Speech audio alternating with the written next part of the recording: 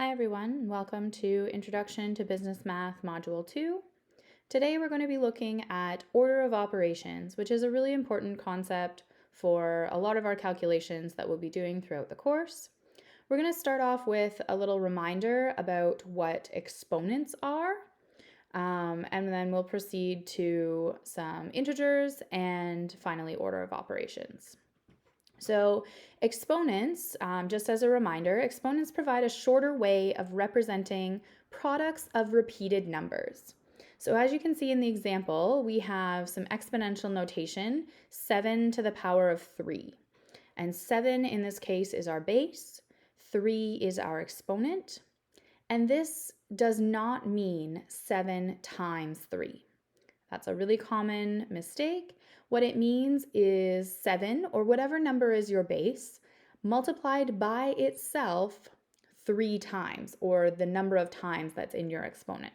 So 7 times 7 times 7, and the value is 343, which is quite different from 7 times 3, which would be 21. If you're looking on the BA2 Plus calculator, you can type in an exponent using the y to the x key, and that's located directly above the 9. So to enter this in your calculator, you would press 7, then that y to the x button, and then the exponent of 3, and hit equals to find your final answer. We also sometimes need to work with integers, so positive and negative numbers. So we have some examples of addition and subtraction, and there are lots of ways to do these calculations using a number line, but one way that I like to think of it that seems to resonate well with people is to think of it as money. So negatives are debt.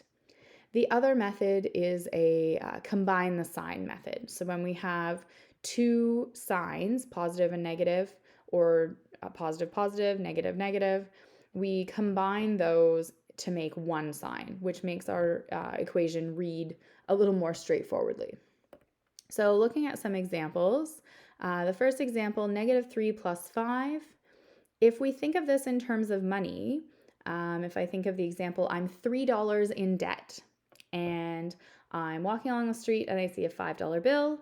I can pay off my $3 of debt and still have $2 left over. So this becomes a positive 2. In the next example, I have -17 minus 8. So I am $17 in debt, and I go down to the casino, I lose another $8. Now I am -25. So I am $25 in debt now. The next two examples are a little bit more difficult to think about in terms of money. It can still be done. So if I have $20 and I add $7 worth of debt is how this would read.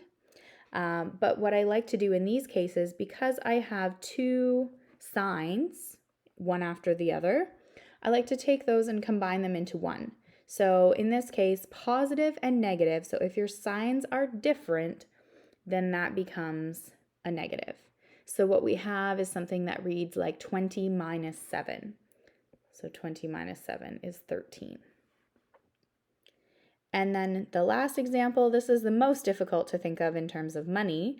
So I have $12 and I took away $5 in debt. But if I use the combine the sign method, negative and negative, the signs are the same. This becomes plus. So 12 plus 5 becomes 17. So when we do multiplication and division with integers, we have the same sort of rule as when we're combining the sign. So if our signs are the same, we have positive, positive, or negative, negative, then our final answer will be positive. If we have negative, positive, or positive, negative, the signs are different, then our final answer will be negative. A little something that I remember from my university calculus professor is a little rhyme, minus minus makes plus, the reasons why we don't discuss. So if you're ever questioning that, maybe that little rhyme will help you out. So a couple of examples. The first example, -3 times 5. So what I like to do here is I like to do my multiplication. So 3 times 5 gives me 15. And I have a negative and a positive, so my signs are different, which means my final answer will be negative. In the second example, I have negative 4 times negative 4, so 4 times 4 is 16. Negative times negative makes positive, so my final answer is positive 16. So now that we've reviewed those concepts, we can move along to order of operations. So order of operations is often remembered by using this acronym BEDMAS or BEMDAS. I've heard different variations on it, but the order is brackets. So anything in the brackets you have to do first. Exponents come next. And then notice division and multiplication, those have stars next to them. So those are done left to right in the order that they appear. So division and multiplication, those go together. And then next is any addition or subtraction. Again, left to right in the order they appear. So let's tackle a couple of examples. We have 45 minus 5 plus 7 all squared. So if we follow our order of operations, that means we have to do brackets first. So we're going to leave our 45 minus alone. We're going to do our brackets. So 5 plus 7 gives me 12 squared. The next step is to deal with any exponents. So I'm still going to leave that 45 minus alone. 12 squared is 144. And now I can do just simple subtraction. So this will be negative 99. And we have one more example here. So we're going to follow our order of operations. We're going to start with brackets. Within the brackets, we also have to apply BEDMAS. So we start with our brackets, but this bracket contains a subtraction and an exponent. So following the rules of BEDMAS, we have to do that exponent first. So I'm going to leave everything else alone except for that exponent. So 3 squared, that's 3 times itself 2 times. So 3 times 3, that's 9, plus 4. Now I can keep going with my brackets. So 13 minus 9, that's going to be 4. Now, whenever you have a value next to brackets like this 9, and then you have the 4 in brackets, there's no operation sign. So that means that this is going to be multiplication. So when you're lacking that sign, you can assume that you are multiplying. So 9 times 4, that's 36, plus 4 to give me a final answer of 40. I do love having boxes or some indication of the final answer as well.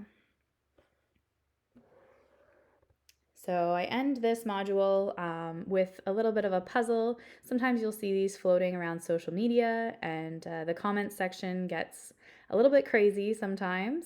But these are typically a combination of observation as well as order of operations.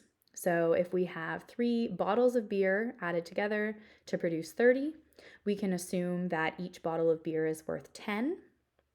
And then in the next line, we have a bottle of beer and 2 cheeseburgers. So the bottle of beer we know is worth 10 plus 2 cheeseburgers equals 20. We can assume that each cheeseburger is worth 5. So we have a cheeseburger worth 5, and we have draft beer. So we've got 5 plus something equals 9. So we can assume that each of those draft beer are worth 2. And then in the final line, we've decided that a cheeseburger is worth 5, bottle of beer is worth 10, but that draft beer, each one of these were worth 2, but this is only 1 mug compared to the line above. So this is only worth 1. And so that is often one of the problems with these puzzles. And then the other problem is that this involves order of operations. So what we have is adding and multiplying. According to BEDMAS, we have to multiply first. So we do 1 times 10, and that's 10. If I write this here, 5 plus 1 times 10 is 10. So then we have a final answer of 15. So now you can go and take on the comments section if you find one of these on social media.